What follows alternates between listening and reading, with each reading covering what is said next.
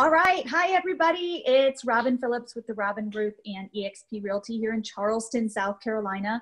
And today we have a very special guest, Stephanie Medlock. She is with Benchmark Mortgage, and I have partnered with Stephanie for a little while now. She is fantastic.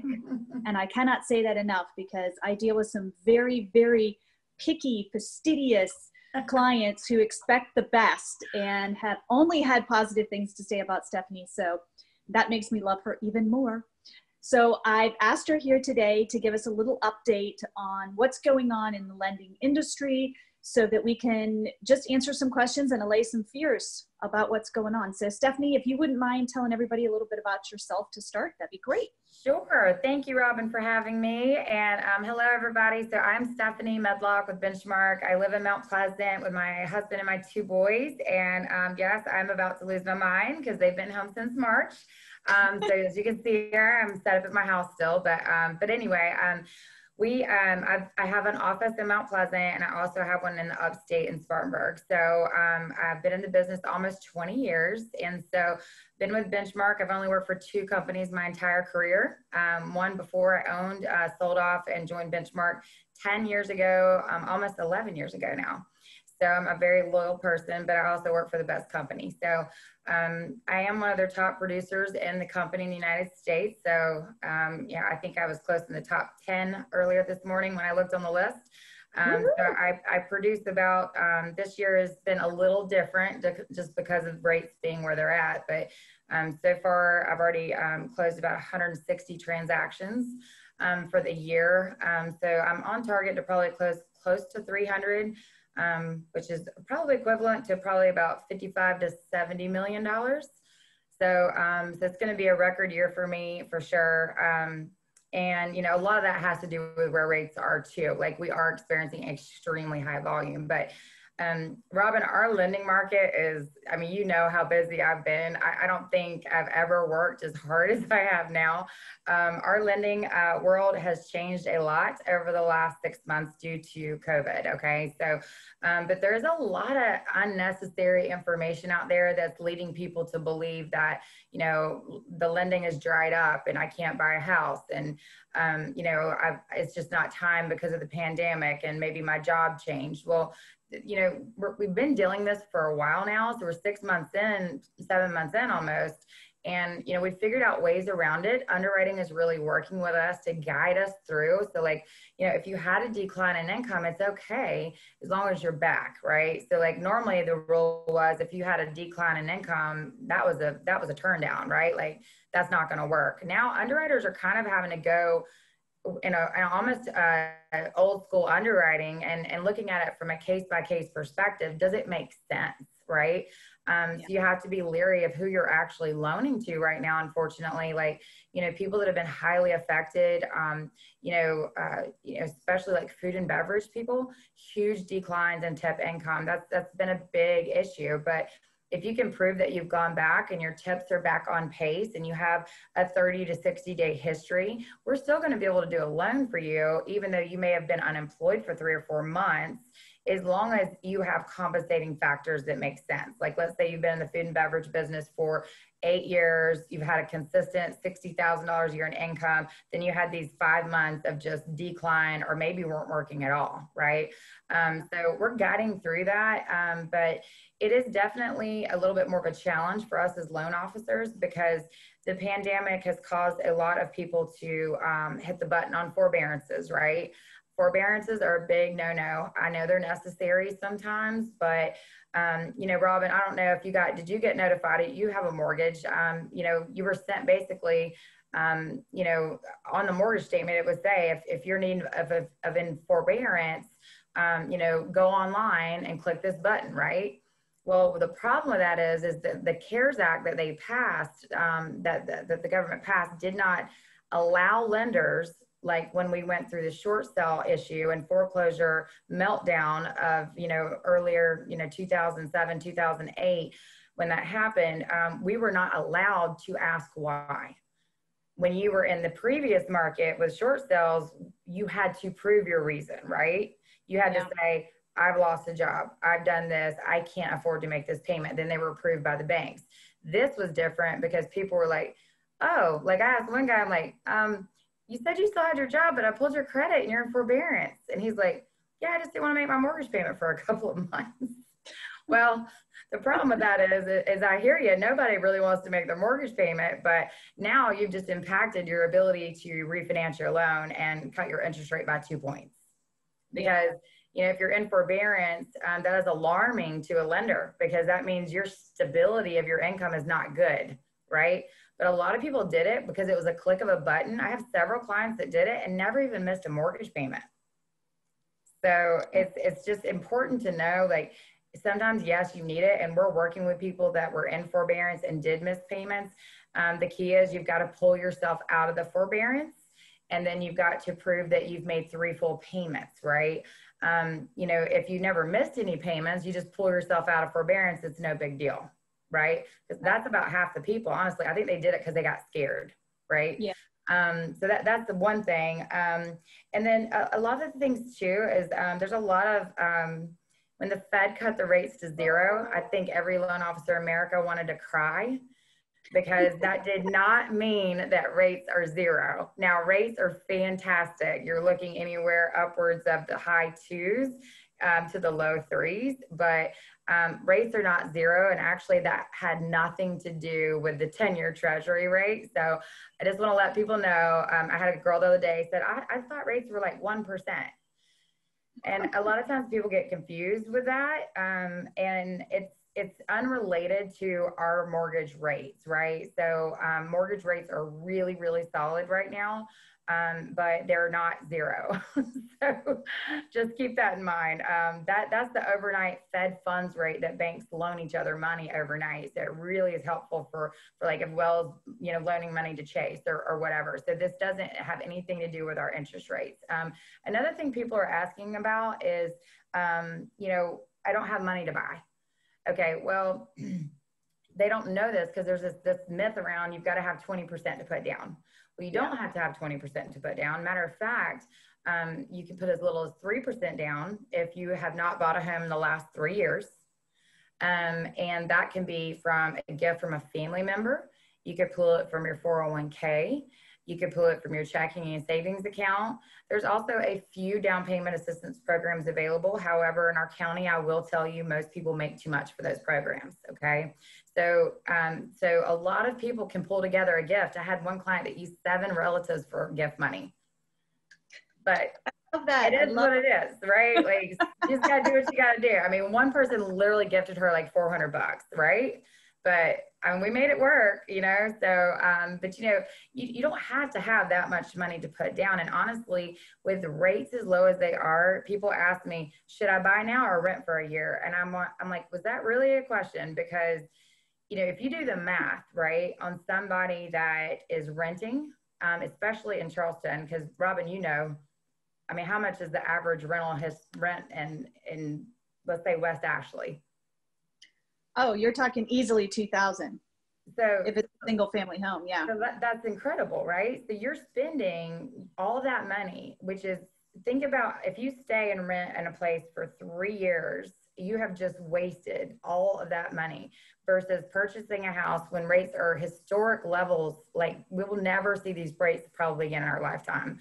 And you know, you're gaining equity in something. So it's almost equivalent. I did something for the other day because I'm a Dave Ramsey coach where we did a, like, all right, let's say you stay here for 5 years, pay this rent. And I'm not even anticipating rental rates will rise each year. Let's just use what you're paying now versus you buying a house for 250 grand through appreciation of, you know, 3 to 4% a year, which was very conservative. And the principal reduction, it was either lose 60 grand or gain 60 grand. So it's like a no-brainer. I mean, you know, that's equivalent to a lot of people's more than what they make in a year. You know, so that's a big difference of why you should not rent right now. If you have the ability to scrounge up a down payment, you do not need to wait to buy. And matter of fact, the Fed announced this morning that rates will remain low through 2022, right? And so the good news is that you're going to see these low interest rates for a really long time. The bad news is this morning they announced that they do plan to increase inflation And when that does happen, which they're saying an average of about 2% is what they're anticipating, then the rates you're seeing today will be in the rearview mirror, right? So they're not going to be in the high twos. They're probably going to remain low, but they're not going to be as low as they are right now. So right now is probably the best time to buy I have absolutely ever seen. Yeah, and I have to say, in real estate, we also get the question, okay, interest rates are amazing, but home prices are going to drop, right? Because this is just like 2008, and we're going to have this huge crash.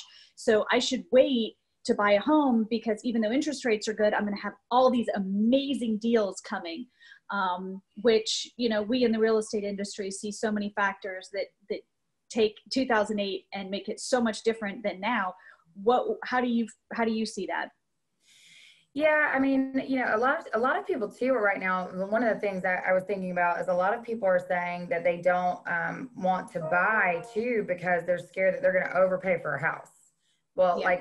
like for example, I have lots of people that are like, well, I don't want to sell my house because then I'm going to have to overpay for a next one. Well, it's all a wash, really. Yeah, the market might be a little heightened right now, but you're going to get top dollar for your house too. So then you're going to turn around and pay maybe a little bit heftier price on the new house, but it's all relative because rates are so incredibly low and your purchasing power right now. I have so many clients that are, that wanted to buy in James Island and they were priced out of that market because they couldn't afford it. Well, now with rates dropping almost 2 points from where they were in December of 18, now they're buying on James Island. They're buying in that market that they want to be because, a 2 point drop in rate. I did the numbers earlier just so y'all would know, before on a $300,000 house, you're talking about a difference of a $325 lower mortgage payment today than it was in December of 18, just because of the interest rate alone. So that allows you to buy about a $70,000 more expensive home for the same payment. Yeah, and if anyone is looking at homes, a $70,000 price difference is literally either massive square footage difference with number of bedrooms, bathrooms, all of that, or maybe a different location or neighborhood within that location that you couldn't get before because you didn't have the money. And we are not seeing any signs of prices going down nationally, number one. And we all know that Charleston tends to buck the trend when it comes to the national news simply because of our location and the beautiful town that we live in and all of the attractive nature that Charleston has innately in it. So, we in the real estate business are not seeing any signs of plummeting home prices. So it's going to be incredible. He has a crystal ball. But well, I mean, it's crazy. Like I was telling you earlier, when I read the article this morning on CNBC where, home rises, they rose 24.7% from June to July. That was the biggest increase since they've been doing the survey since 1968. So if you're in the market to sell your house, that's a pretty big statistic. You probably need to look really hard at that. And what I keep telling people too is rates are as low as they're going to be, right? Probably. I said that a month ago, but they went down a little bit more. But they can't go down but so much. Like the other day I read, they can't go down but so low. Like they're not going to go much lower than where they're at now.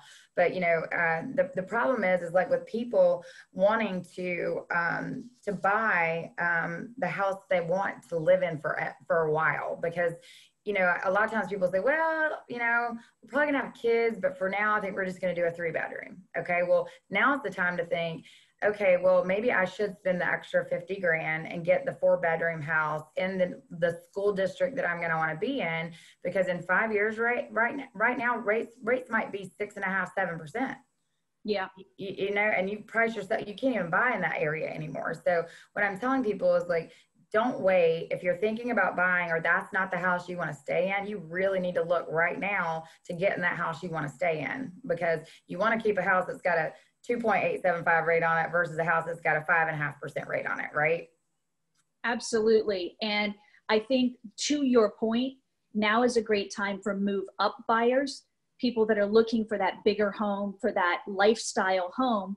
that they can lock in that 30-year rate at the current rates rather than maybe that 2 or 5 year home.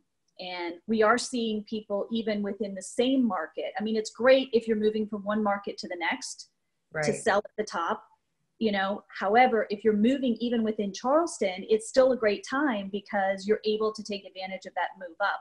And demand at the higher price point is still lower than demand at the lower price point.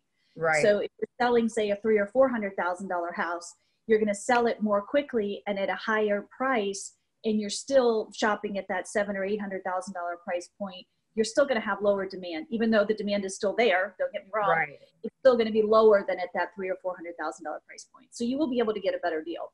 Yeah, and that price point, I will tell people too, if you're looking in that price point, like Robin, between 200 and 400, you better be pre-approved. You better have your ducks in a row, because these houses go so fast. I mean, I have had clients, like I literally have had a few that have made, you know, several offers on houses, and, you know, people come to me and they're not prepared. They haven't gotten pre-approved. They don't have their letter. They haven't sent their income in. It's more important than ever to take that step, because listing agents are not going to accept an offer. If they get 5 offers and you haven't gotten your pre-approval letter, why would they accept your offer?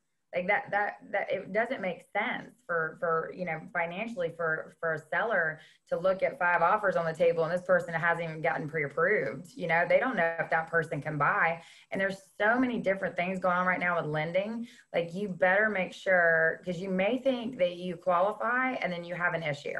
You know, a lot of self-employed people in Charleston, and a lot of times I had a guy the other day, he's like, oh, income's not a problem. I made 150 last year. Well, tax return, yeah, you made 150, but you wrote off 120,000 of that in expenses. So you actually made 30. So you didn't really make that. And you know, us as commission people, you get it. I'm W-2, but you know, all the agents are, you know, you receive a Schedule C and a 1099. So, you know, from a tax liability, yeah, you want to write everything off, but you got to be careful of that, because, you know, just because you did gross receipts of X does not mean that's what the lender's going to look at. They look at what you truly reported in income. So you got to be careful. If you're in the market to buy a house right now, you know, you might have to have a little bit more of a tax liability in a year, so that we can get you to the point you want to be at. So, you know, if you had last year's returns and you were real aggressive, but if you've been self-employed more than 5 years and you're putting 20% down, we might advise you to file your 2020 returns with way more income and just have that 1 year of a little bit more tax liability. And normally we might be able to get away with just using 1 year tax returns. So, you know, you can't have it all. Like, you can't write off all your income and buy $1 million house, right? But you see that all the time. And I see pre-approvals all the time. And then they start shopping rates with the lenders, because my real estate agents are like, at least give Stephanie a call. I know she'll at least give you great advice. And then after I'm speaking with them, I'm like, sounds great. I'll get you pre-approved. Just should be pretty easy. Just send me everything the other lender sent, you know, that you sent to them for your pre-approval letter at XYZ company. They're like, oh, well, they never asked for that. And I'm like, okay, you're in sales, right? Like, they're not even looking, guys. Like, the pre-approvals, you got to be so careful of who they're even coming from, because, you know, the income's not truly being verified. You know, the assets aren't truly being verified. So, you know, it's really important to get that letter in hand when you're working with Robin. And I can't say enough good things about her and her team. She's got an amazing closing coordinator. I love her to death. But, you know, she's going to do a great job negotiating, and we'll even take it a step further and call the listing agent if it's a multiple offer, and reassure them how strong our borrower is and how good I feel about my client. And I can't tell you how many times I've gotten my client a house because I made a phone call on a Sunday, because I'm like, hey, like, I know this is multiple offer. I don't want you to worry about my buyer, because they're incredible and they can afford this house. I've done the due diligence. That just takes a lot of worry from the listing and the sellers off their plate, knowing that we've done a good job up front. I completely agree. And in fact, we did win one multiple offer situation. I asked the agent, it was simply because of your phone call. Yeah. And their sellers were so concerned about financing, because they had friends who were losing their jobs. And they had one friend who literally was about to close on their house, lost their job. The bank went to verify income, and that was the end of it. So, you know, it was very scary for them. And that was their number one. The person has to be qualified. And they said, we care about the price, but not as much as about being able to be sure that when all of our stuff is moved out and we're standing there waiting for the check, that it's actually going to come. So, I mean, and it causes a lot of heartache for people. I mean, you want to protect yourself too, because there's nothing worse. I mean, this one girl, I never forget it. I scarred her because she'd been looking for houses for 3 months, had a pre-approval letter. And for some reason, my agent finally talked her into calling me. And then when I got a hold of her, I was like, I don't even know how you got pre-approved. She's like, really? And I mean, it was devastating for her. She started crying on the telephone because she had her hopes up thinking she's going to buy a $400,000 house on James Island. And now she didn't even qualify. I mean, that's heartbreaking. And it's frustrating for the real estate agent too, that spent her weekend showing this client probably over 30 homes. And it's frustrating for everybody involved. So, you know, it's not about just rates. It is rates, sure. But it's way more. It's service. It's being told the right things, knowing somebody that knows what they're doing. I mean, I got 20 years experience. I've got more loan closings than I care to probably remember some days. Just when I think I haven't seen it, you see something new all the time, you know, but I think that's what makes you good is you see things so much that you're leery and you're always looking for red flags. Like that's for me. I'm always like, okay, what could go wrong with this client? And I always look through that lens because to me, I'd rather be more cautious, you know, but you just have to be really careful about who you're getting pre-approval letters from because it could really cause a lot of heartache. Yeah. And on the flip side of that too, what I do love about you is you are very creative and within the boundaries of what will actually work in the lending environment. But if you've been through enough loans that if you can make it work and you've got the expertise to make it work, you will make it work. And I think there are a lot of people out there, a lot of lenders and even clients that, you know, they say, oh, I have too much debt or I have too much this or I have too much this and it's not going to work. Well, there are ways to kind of work things so that it all works. Now, I mean, if you have a 400 credit score, it's not going to ever work. But, you know. Yeah, please don't call. I'm just joking. I've actually seen some really low scores. I didn't realize they could go down that low. I was like, can credit scores go down that low? You got to really mess up to get that low. But I mean, I had a guy that didn't qualify.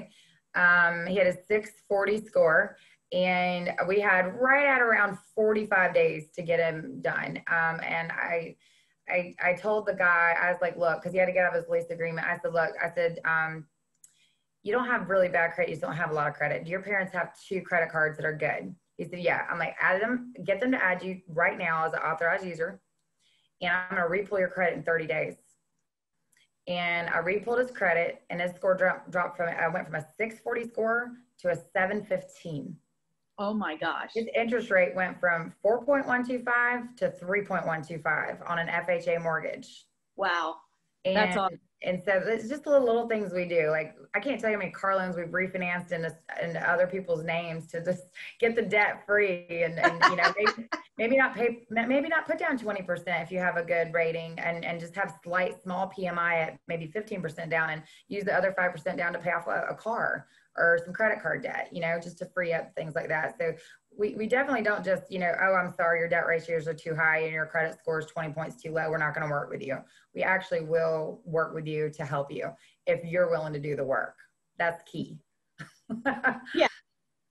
I'm with you there for sure. Yeah. So really quickly, tell me a little bit about refi. Is now a good time? How do you feel about that? And what kind of parameters do you suggest people refi within? Like, where should their interest rate be now if they're thinking about refi? Yeah, I mean, the biggest thing, like I'm big on lower term mortgages if you can afford it. Those are huge right now because what's happening is, you know, you can even do odd term mortgages now, which is fantastic because if you are in a 30 and then you start over into another 30, let's say you've been paying a mortgage for 4 years.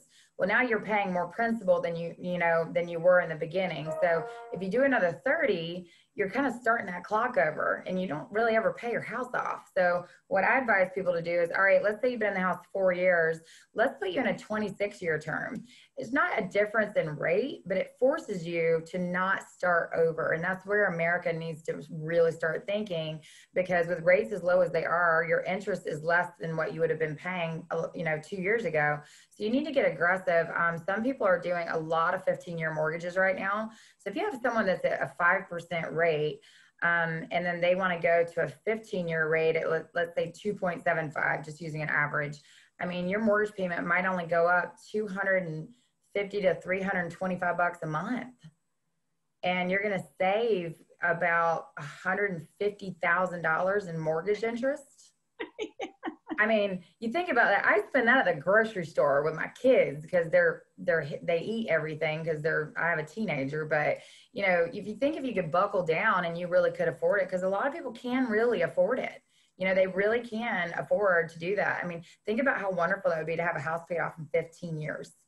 I mean, that would be incredible. Another really good reason to do the rates now is because, home values are at their peak. Just like that big announcement the Fed made today, they are increasing inflation. They want to see that number go up. And when that goes up, you will not get a rate in the high twos. Those rates are going to be in the past. So yes, rates are going to be good through 2022. So yeah, you could technically refinance at the end of the year. A lot of the election talk is getting people nervous about rates. So you never know with election years. It's always an odd time. And one I don't even want to talk about. It's a hot mess this year, but it's like, you basically want to try to refinance now if you can. And there's really no reason to wait because, the market is at its peak. Houses are doing really well with values. So you're going to get a higher appraisal probably than if you possibly wait. So right now, I definitely would say you need to take advantage of it. Some people are doing cash out refinances to do home improvements to their houses instead of going and charging it up on a credit card that's going to charge them 20% interest. Well, if you've got access to $30,000 and you want to do an addition to your house, why would you go charge that or pay a 20% interest when you could get 2.99, right? You're always going to pay about an eighth higher on a cash out, but a lot of times people are doing even cash outs to maybe buy another house, buy an investment property. Because with investment properties, you can actually buy an investment property and use the cash flow from the property before you even have a renter in there to offset the monthly payment. So, a lot of people are getting really savvy right now with rates as low as they are, and they're taking advantage of the market and buying a good investment that's going to have good cash flow on it, because rates, even on investments, even though they're higher rates than what you would see on a primary, they're still really, really good. I mean, they're going to be about, probably 0.75% higher than what a normal rate would be. But my God, if you can do an investment rate in the who would have ever thought you'd do an investment rate in the high threes? Yeah. Right. So it's a really good time to refinance. I would tell people not to wait. We're so busy, but the expectation needs to be real clear with people. Some lenders are not accepting refinance applications. I had a client yesterday call me that another lender had quoted them a point higher rate than what we're offering at Benchmark. Benchmark has been able to withstand really impressive turn times in our marketplace.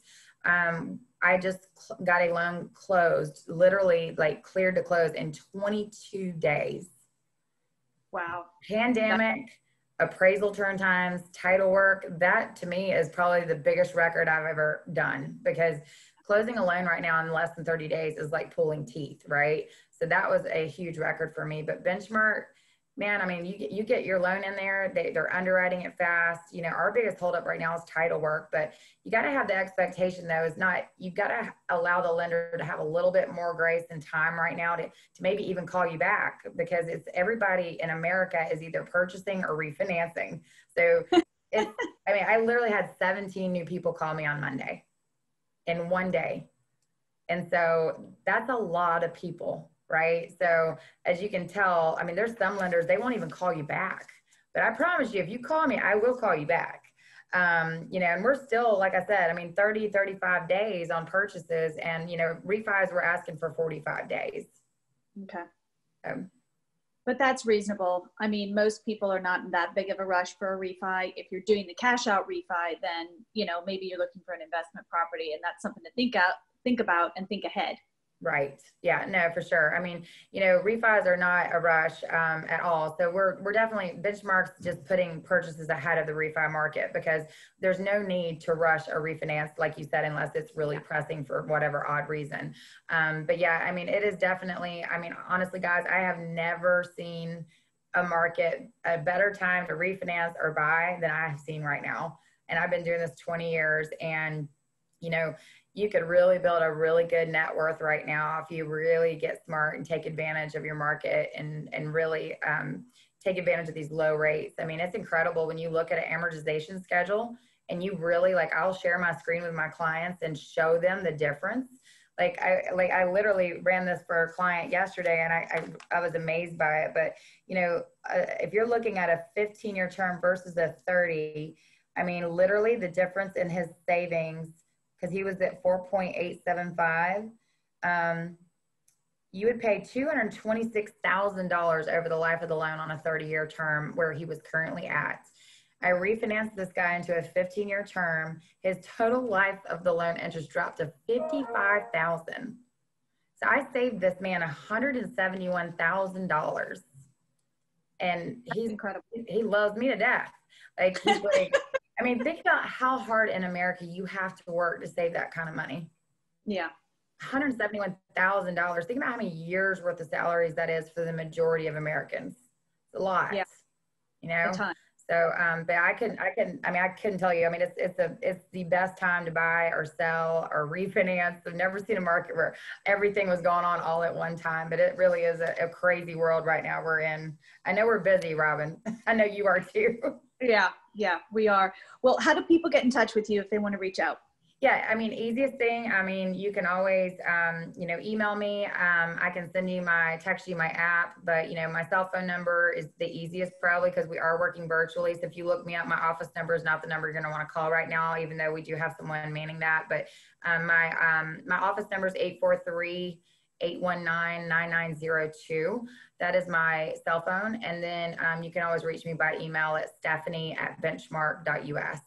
And if you just, you know, on refis, we're just asking people to shoot over their mortgage statement so we can see. I don't even pull credit on you normally if you tell me your score is X, you know, because if it doesn't make sense, I'll tell you not to do it. I'm not going to talk you into doing it. I talk most people out of it. Like, you know, don't do it if you're going to move, or don't do it for whatever reason. I talk myself out of a lot of commission. But I try to do right by the client. You know, I don't want to be pushy to people, and it's not right for everybody. There are closing costs involved, and that has to make sense from a break-even perspective, you know. So don't get lured into, you know, the low rate if it doesn't make sense long term, right? But I can't say enough things about Robin. Like I said, I love working with her. I had an agent the other day, guys, that sent me over a contract, and she asked me what a termite report was. And she told the client to stop by my office and bring me cash for the earnest money. And we don't even take the earnest money as the lender. So there's a lot of, you know, there's a lot of people just like lenders. There's a lot of really bad lenders out there, and there's a lot of people that, you know, are really great lenders. And the same thing goes with agents. Like, people need to do, I recommend people shop. You should ask your lender questions, because you'll really truly find out if they really know what they're doing, just like a real estate agent, you know, because you do have to do so much for the client with negotiations and the repairs. I mean, it's just so imperative that you choose that right person. It's a big financial investment for you to just choose someone you found on Zillow. Like, you know, do due diligence when it comes to that, for sure. Yeah. I totally agree. And it's hard to know who to pick in a swarm of 6,000 agents in Charleston, but there's a lot. Is there really 6,000 now? 6,000. We only have 3,400 homes on the market, but we have 6,000 agents to sell those homes. So yeah. That's crazy. Yeah. Wow. It is crazy. It is crazy, but that's okay. That's all right. Well, I'd rather be busy than back where we were in the mortgage meltdown when we were sitting around twiddling our fingers, right? Yeah, exactly. Like, I don't know which one's worse, to not have a life at all and be making money, or to just kind of be able to chill out by the pool, but you're broke. I don't know. Like, it's, I don't know. I'd rather be busy. Thank you very much. I think I'd rather be busy, because being the other wasn't fun either, you know? No. I just want a vacation sometime this year. Yeah, we will. Robin, thank you for having me. I really, really appreciate it. And thanks for all the good information too from you. It's always helpful for me to know more about the market for my clients as well. Absolutely. Absolutely. Well, thank you again. And we will be talking really soon. All right. Take care. All right. Thanks. Bye. Bye.